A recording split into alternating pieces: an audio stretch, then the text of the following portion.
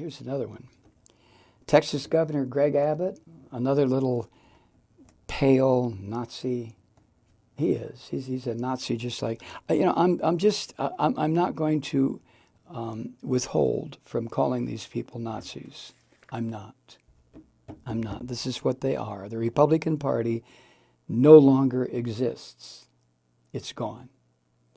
Trump is like one of those tropical or jungle worms that burrows into a body, a human body, a animal body, and spreads its eggs all through the body and then withdraws. And the eggs work their way to the liver and the spleen and the kidneys, and they eat and they drink. And when they are mature, they explode out of their little cysts. And the person who's carrying all these now born worms becomes very infected to the point where the person pretty much, if untreated, loses his or her humanity. This is what Trump has done.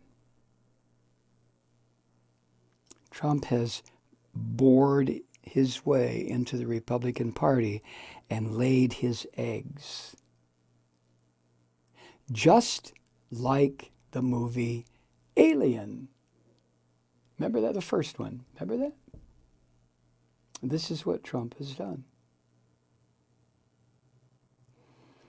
Greg Abbott is just the latest, or not the latest, he's just one of many egg-containing monsters that Trump has infected. In a made-for-TV ceremony Friday, Greg Abbott touted his signing the so-called Save Chick-fil-A law. Have you heard about that? The Hill reports it this way. Abbott surrounded himself with associates and Chick-fil-A menu items and vowed to protect religious liberty in response to criticism, citing the fast food chain owner, who's now dead, his support for anti-gay groups and opposition to gay marriage. I'm sorry, the owner is not dead. The founder is dead. What was his name? Truett Cathy, a Christian of the highest order. So fucking Christian, every Chick-fil-A is closed on the Lord's Day. Yes, indeed. And every time I go by a Chick-fil-A, I throw up a little bit in the back of my throat. I see, you talk about a successful business. Double lines around every fucking Chick-fil-A that I've ever come near that was open. People just gobbling up these dead birds, gobbling up these dead fucking birds, just gobbling them up. And every fucking gobble that they gobble helps promote Christian values of condemning people for who they are.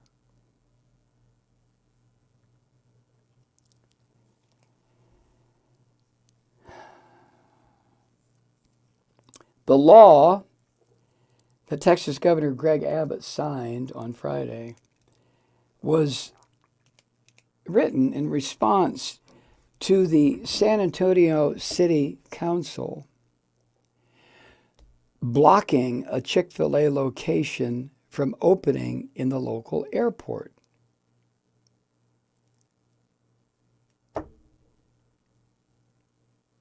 I don't think the San Antonio, Texas City Council said, we're not going to allow a Chick-fil-A to open in the local airport because it's run by Christian blood cultists who are destroying the country and want everybody dead. I don't think it said anything like that. But Greg Abbott, the governor of Texas, said this at the signing, quote, discrimination is not tolerated in Texas. There's your first lie. This fucker is signing a bill that has at its core discrimination against gay folk. This is how fucking insane it's become in the United States and how dead English is as an expressive language where words have meanings. Discrimination is not tolerated in Texas, you fucking liar. No business should be discriminated against simply because its owners pay to a church or the Salvation Army or any other religious organization. I don't know what that means, but it sounds very sick and fucked up to me. He added, no business should lose a government contract because of their religious beliefs. A business has a religious belief? That's like the talking White House. The White House said today,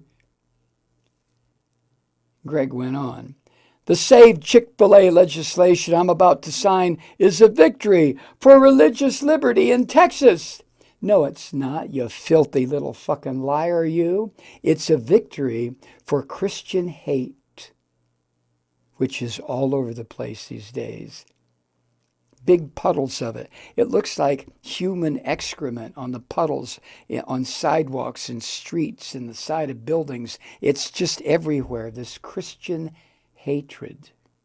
It's everywhere. And they hide behind, we need our religious liberty. So we condemn people to the fucking ovens. That's what your religious liberty, as you Christians identify it, did to 6 million Jews. And we have no number of how many people died during your Christian inquisitions or your Christian crusades because they were Jewish or Muslim or witches or atheists or whatever you fucking Christians didn't like. You killed them. And you call this religious liberty? You have the liberty to kill people who don't agree with you. This is some sick shit, man. Woo! Conservatives have rallied around Chick-fil-A since criticism began. Now, I guess I'm trying to understand what the hell happened in San Antonio, but I guess the city council decided to block Chick-fil-A opening in the local airport, which is a publicly owned, city-run, I would imagine, facility, because of the discriminatory policies. Now, they don't discriminate when somebody come in to buy their dead birds. Their dead, decaying birds, they don't say a fucking word. Give me your, oh, yes, they do. Give me your money. Here's your dead, decaying bird.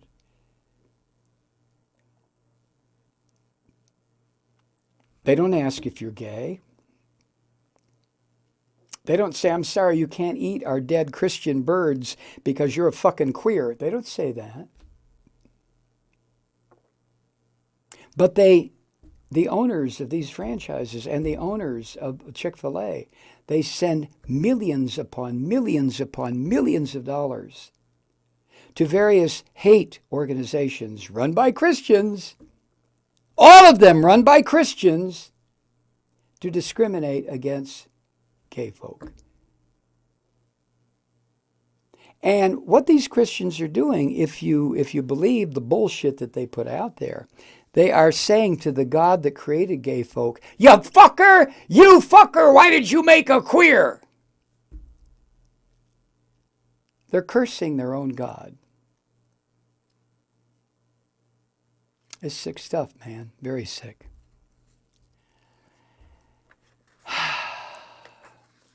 You can't infringe on religious freedom.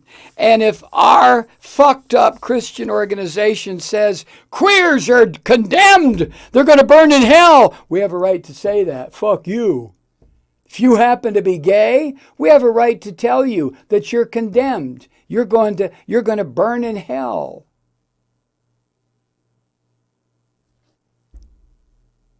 How do we get here? I know how we got here. When these right-wing Christian fucked up organizations started bullying their way into politics, and nobody said anything. Because after all, this is a Christian nation, right?